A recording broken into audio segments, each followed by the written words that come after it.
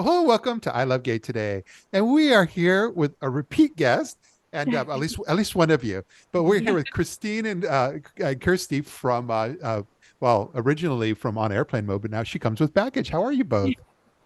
very We're good, great. very We're good. so happy to be here. I know the last time I wasn't able to join, and so now I'm really happy that I get to share the experience. Yes, Me, absolutely. me too. It's kind of like, it's like when somebody knows me and then, they know me a certain way, but then when they get a chance to meet my husband, then they always feel like they know me a little bit better. And so this way our Yeah, audience gets to absolutely. know you and the complete package. Absolutely. Hopefully she doesn't tell you all my secrets. I love it. But I think it's wonderful because we've connected before because, as far as with on airplane mode, you've really kind of set yourselves apart as far as being kind of these travel influencers and content creators and so forth, and really focused on, the lesbian community. And so that's really taken off over the last few years. Yes. Yeah, absolutely. Yeah, I mean, it's been such an incredible journey to see where media has taken us. And, we started with our Instagram channel on airplane mode, then that evolved and took over into TikTok. Now we're on threads and now we're on a podcast. And so it's really fun to see where our platform has taken us and where it's going to continue to take us. Yeah, and we'll come back to Threads because I thought it was really cool that you were spending time in their office. Getting, they were making outreach to you and others, and I think that's fantastic. Thank But you. from the grand scheme of things, it's because now, from your foundation of what you've created, now you've launched for this year a weekly podcast. She comes with baggage, and yeah, tell us Yep. a little about that. Yeah, absolutely. So the idea for She Comes with Baggage is we wanted to continue, sharing a different side to us that we have never shared on social media because at the end of the day, we really want to create representation, especially for queer women in media. And that means all media. So not just social media, but also across audio and visual. So the podcast was really a way for us to continue expanding and also sharing stories that amplify our story, but also queer women. And so, Christine came up with the amazing pun. She's the punny one in the relationship. She came up with on airplane mode. She came up with She Comes with Baggage. So I'll let her share what She Comes with Baggage, the meaning behind it. Yeah. Yeah, so She Comes with Baggage is an ode to our travel platform. Everyone has their baggage, whether you're a checked person or a carry-on type of person. But I think it's funny because baggage also has that kind of negative connotation where it's, your traumas or the bad experiences. But all of those experiences go hand in hand to make who you are, to make you grow as a person. And that's something that we wanted to expand upon. I think our podcast inherently will be travel because that is who we are and that is what we do. But we're definitely going to be also talking about family dynamics, queer relationships, what that means in travel, and then in life in general. It's also a way for us to get even closer to the community we've built. So we have a community of around 700,000 across TikTok, Instagram, YouTube, all the things that Christine mentioned.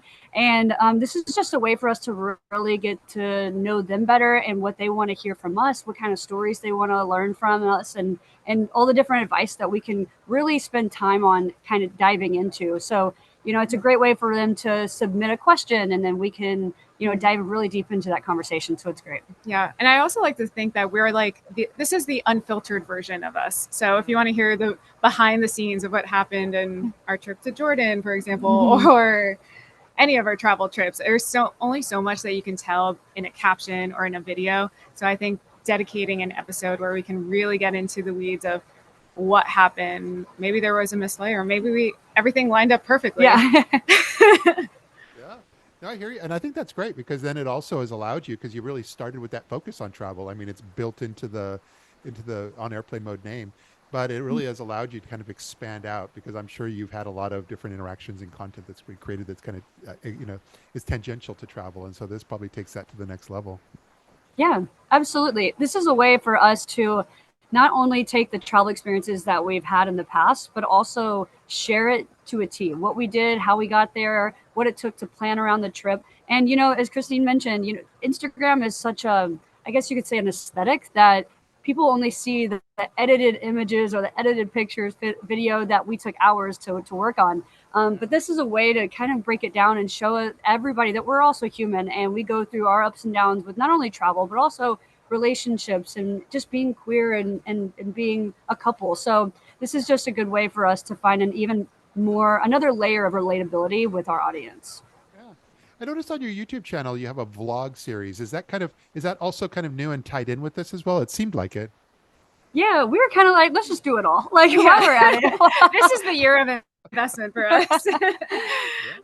But yeah, we also wanted to dive into YouTube. And I think this also goes with the way the media is kind of shifting. And we want to create more long form content. We want to stay with our audience longer and give every detail as much as we can. So the blog is definitely is here to stay. It's definitely going to be a part of our trips. Yeah, and it's a good way too to kind of give a little bit of the behind the scenes, and then whenever we do the podcast, it's like a really in-depth conversation. And the blog too is, as Christine mentioned, over the last couple of years, it's all been about short form content across TikTok and Instagram. But I think now we're starting to realize that everybody, including myself, has such a short attention span that we're like, what can I listen to while I'm doing other things completely without looking at my phone? So this is a good way for someone to put on either our podcast or our vlog series, and they can, do their chore, or, do the cleaning around the house, or maybe driving to work on their morning commute.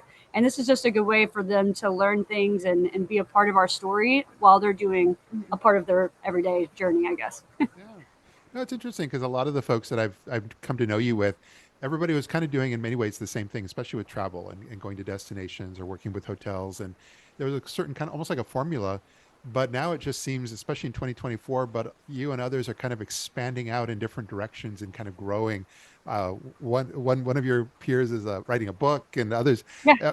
I love seeing this diversity and this expansion. But that's how I would see from my perspective, outside looking in, that you guys are definitely kind of taking this into a different direction in a very similar way.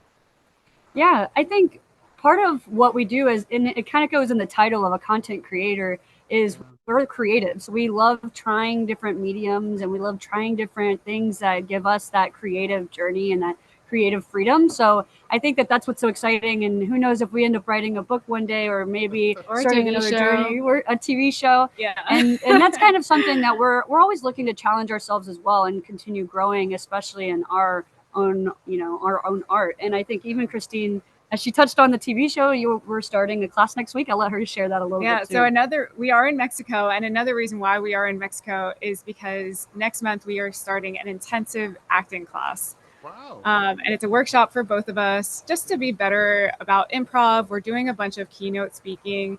As of lately, we've done it on LGBTQ travel and how to build a successful media platform.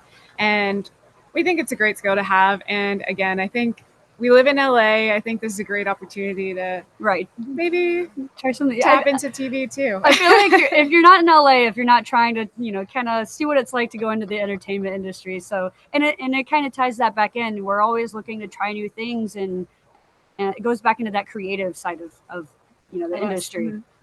But from a bigger picture point of view, have you seen, or do you feel that the influencer and content creator landscape is kind of changing, especially this year?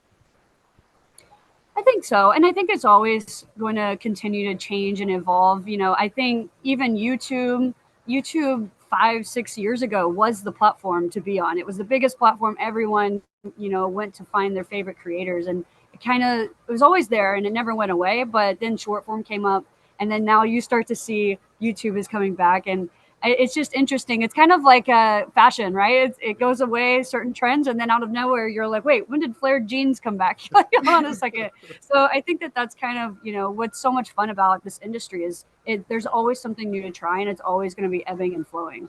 Yeah. And I think it's important to to always be updated and stay informed with what's in the new, because if you don't, and I think if you're not trying to expand, it's very easy to kind of be left behind. Yeah, absolutely. Well, it's kind of wrapping up, but one question I'm exploring this year, I always find more and more destinations, especially, but just brands, companies, when they work with folks such as yourself, I'm starting to see some of them work with your content and kind of, I guess, license or make some sort of a deal so that they're able to utilize that as part of their longer term marketing efforts reaching the LGBT community. Are you seeing that as well?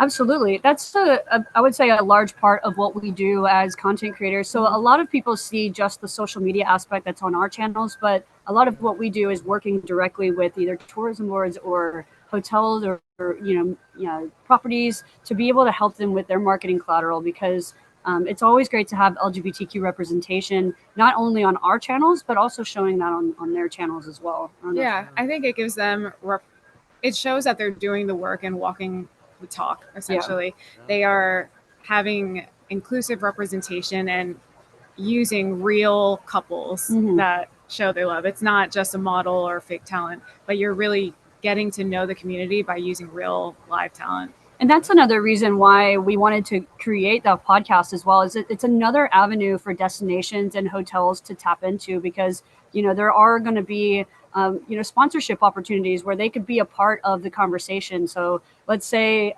Riviera Maya, a hotel here, wanted to promote their new hotel opening. We could definitely do an entire episode on that. So it's also just creating that conversation and always keeping LGBTQ travel and LGBTQ relationships at the forefront, and seeing how we can continue building the narrative for our community across everything. Yeah. I love all that. I think it's great, because what it does is it negates that whole, is this imagery authentic enough and so forth, because you can't get any more authentic than real people creating real content. Oh, absolutely. And I think we've seen it too when we go to properties or when we're turning on the television and we see another queer couple or somebody that looks more like us. We're like, wait, this is amazing. I see myself represented in the advertising. And I think that goes for all communities, especially marginalized communities, is they want to see more of themselves in the advertising and more of themselves in the marketing. So I think whenever brands and tourism boards are kind of putting that at the forefront of their marketing strategies, then it's going to change the landscape for everybody. I think this is great. And I'm going to make sure when we post this that we have the links to not just shecomeswithbaggage.com, but also all of your Spotify, your Apple Music, all the places they could subscribe to your podcast, because it looks like you've covered all the bases. Thank you. We'll send you all the links. We'll make sure you have them, because I know we're on all the platforms. Pretty much, if you look us up on any platform, we're probably going to be there. But yes, thank you, and thank you for having us and giving us an opportunity to share more about our podcast as well. Oh, absolutely! I love the work you all do, and look forward to seeing you again at an upcoming event. Amazing! Yes, can't wait. Thank you so much. Thank you. Good seeing you. And it feels good, so good.